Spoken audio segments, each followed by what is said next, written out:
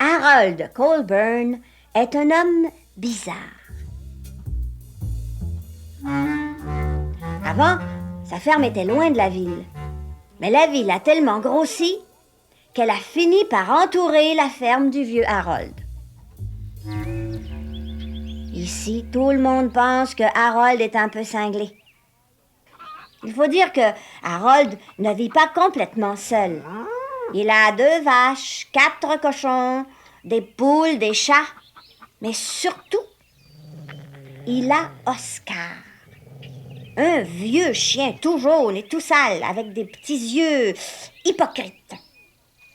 Quand ma mère est fâchée contre moi, elle me dit toujours « Tommy, si tu fais ça encore une fois, j'appelle le vieux Harold. » Alors vous comprenez, tous les enfants ont un peu peur du vieux Harold. Chaque année pour l'Halloween, on prépare toutes sortes de plans pour aller chez le vieux Harold. Mais presque toujours, les expéditions stoppent juste un peu après la clôture de Harold. C'est à cause d'Oscar. Oscar, il ne jappe pas, mais il mord. Et il mord hypocritement, par en arrière. La dernière fois, c'est moi qui étais le chef de l'expédition. Mon plan était simple. D'abord, on espionne par les fenêtres et ensuite, on lance des pommes sur le toit. Après, on sauve en courant. Pendant qu'on ramassait des pommes pour les lancer, la porte de la cuisine s'est ouverte. Harold est sorti. Mais il ne nous voyait pas. Il allumait sa pipe. Tranquillement, en regardant le ciel. Nous autres, on ne bougeait plus. On ne respirait pas non plus. Harold ne nous aurait jamais vus si Oscar avait fait comme d'habitude, s'il avait mordu au lieu de japper. Mais, qu'est-ce que... Le dernier à entrer dans la cuisine, Oh là! ce fut Harold. Nous, on était déjà tous là, tremblants et morts de peur. Il nous regardait en souriant.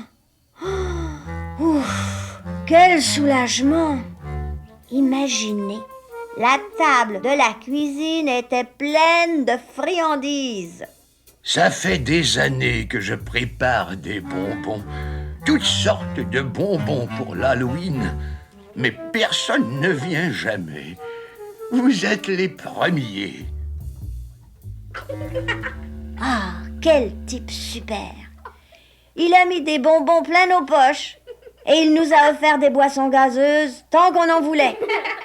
Lisa, ma petite sœur, le regardait drôlement. Est-ce que l'Halloween existait quand tu étais petit? Ah oui. Est-ce que tu te déguisais comme moi? Oh oui, j'aime déguiser. Est-ce que tu jouais des tours? Et je jouais des tours, toutes sortes de tours, comme un vrai voleur. C'était bien différent d'aujourd'hui. Non, l'Halloween n'est plus ce qu'il était. Quand moi j'étais jeune, on jouait des vrais tours. Par exemple, avec les toilettes. Vous savez, les toilettes qui sont derrière les maisons. Dans mon temps, le soir de l'Halloween, on s'amusait à jeter les toilettes par terre. C'était comme un concours. On ne faisait de mal à personne. On essayait d'attendre que la personne sorte avant de jeter les toilettes par terre. Il paraît qu'une fois, il y a un enfant qui est tombé dans le trou après avoir renversé une toilette. Après les toilettes, on s'occupait des bidons de lait. La plupart des fermiers construisaient des établis portatifs. Ils faisaient tout pour protéger leurs établis à lait. Ils pouvaient même essayer de rester éveillés pour nous guetter. C'est difficile de rester éveillé toute une nuit. Et heureusement pour nous, c'est facile d'apprivoiser un chien de garde. En général, on ne touchait pas aux animaux. Mais j'ai déjà entendu parler d'une drôle de vache à pois. Par contre, tout ce qui roule, les charrettes, les carrioles, les brouettes, ça, on s'en occupait. Même les enfants très paresseux transportaient sans hésiter une pleine charrette de foin jusque sur le toit d'une grange. Un travail énorme. Dans ce temps-là, les enfants n'allaient pas dans les maisons pour demander des bonbons? Mais oui. Ah, il fallait bien emmener les petits. Mais ils avaient peur dans le noir. Et puis, avec leurs petites jambes, ils ne pouvaient pas nous suivre bien longtemps. On faisait passer les petits devant nous. Quand ils arrivaient devant la maison, le chien jappait. Et là, le fermier était bien obligé de faire entrer le chien.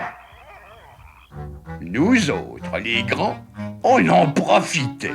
On se précipitait sur tout ce qui traînait autour de la grange et on déplaçait tout. On faisait le ménage à notre façon. Voilà. C'est comme ça qu'on faisait dans le temps. Après toutes ces histoires, nous sommes partis avec des tonnes de friandises dans les poches. Mais maintenant, on avait une toute nouvelle opinion du vieux Harold. Aujourd'hui, nous savons que Harold n'est pas du tout cinglé et pas du tout bizarre. Nous sommes ses amis maintenant. Pour ce qui est d'Oscar, eh bien, certaines choses ne changent jamais.